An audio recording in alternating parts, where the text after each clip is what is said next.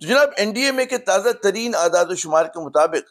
پاکستان بھر میں موجودہ سیلاب اور بارشوں میں تقریباً 932 کے قریب افراد جو ہیں جاں بحق ہو چکے ہیں۔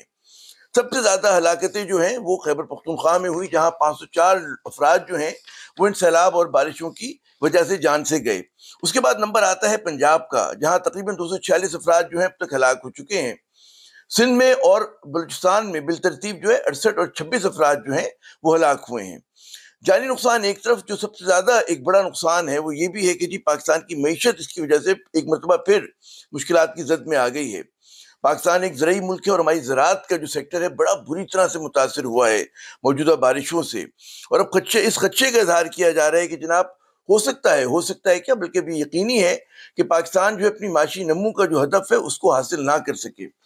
ساتھ ہی ساتھ پاکستان کی جو خواہش تھی کہ جی آپ اپنا جو انفلیشن کا ٹارگٹ ہے وہ 10% سے نیچے رکھیں گے، اس کو بھی حاصل کرنے میں مشکلات ہیں، اور ابھی سے ہم دیکھ رہے ہیں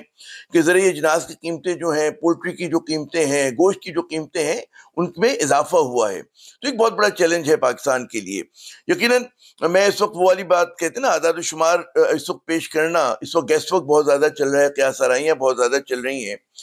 تو غالباً وہ مناسب وقت نہیں، کیونکہ یہ بھی جو بحران ہے جاری و ساری ہے۔ لیکن جو ماہر معاشیات یہ کہتے ہیں کہ جی ہو سکتا ہے کہ آپ کی معاشی نمو منفی میں چلی جائے، تو اتنا غلط نہیں کہتے۔ تو یہ پاکستان کے لیے جناب ایک بہت بڑا چیلنج ہے۔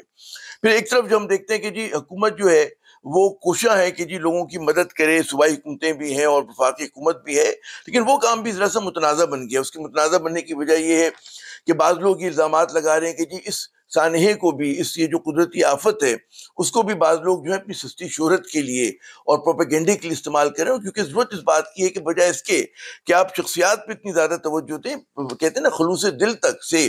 عوام تک پہنچنے کی کوشش کرنی چاہیے۔ تو یہاں پر میرے خیال میں حکومت کو جو ہے نظر ثانی کی ضرورت ہے، اور جو ایک آپٹکس کے اوپر بہت زیادہ زور ہے اس کی جگہ حقیقی معنوں میں عوام تک پہنچے۔ اور یہاں پر ہم دیکھ رہے ہیں کہ جو شکایتوں کا انبار ہے، وہ چاہے پنجاب میں ہو، چاہے کے پی میں ہو، چاہے سندھ میں آپ دیکھیں، وہ لوگوں کی شکایت کا جو انبار ہے متاثرین کا، وہ بڑھتا جا رہا ہے۔ تو جناب ایک طرف یہ مشکلات، اور دوسری طرف ہم دیکھتے ہیں کہ میدان سیاست میں وہی دھما چوکڑی مچی ہوئی ہے۔ اگر آپ حزب اختلاف کی بات کریں تو مزاحمت کے، احتجاج کے اور عدم تعاون کے موڈ میں جو ہے نظر آ رہی ہے۔ اگر پی ٹی آئی کا بس چلے تو وہ کل کی جگہ آج جو ہے احتجاجی مہم کا آغاز کر دے۔ دوسری جانب ہم دیکھتے ہیں کہ حکومت کے بھی تیور وہی ہیں،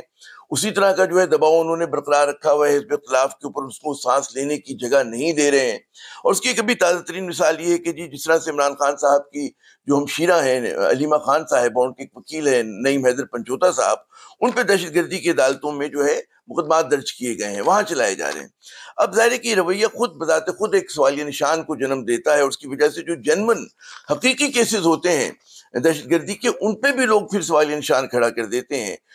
علیمہ خان صاحبہ سے یقیناً حکومت کو شکایتیں ہو سکتی ہیں، ان کی تلخ زبان سے ہو سکتی ہیں، جس طرح سے وہ کہتے ہیں تند لہجے میں بات کرتی ہیں، وہ ایک اپنی جگہ، لیکن دہشت گردی کا مقدمہ قائم کرنا یا ان عدالتوں میں لے کے جانا بذات خود ایک سوالیہ نشان ہے، جیسے کہ میں نے عرض کیا۔ تو نظر یہ آ رہا ہے کہ جی پاکستان کی سیاست جو ہے وہ بند گلی میں ہے، وہ کوئی ایک جماعت نہیں پھنسی ہوئی ہے، اس وقت پورا پاکستان جو ہے پھنسا ہوا ہے۔ پھر اوپر سے آپ دیکھیں کہ ایک طرف سیلاب کا ہمارے سامنے چیلنج ہے، دہشت گردی کا چیلنج ہے، اوپر سے ہماری سیاست کی افراتفری ہے۔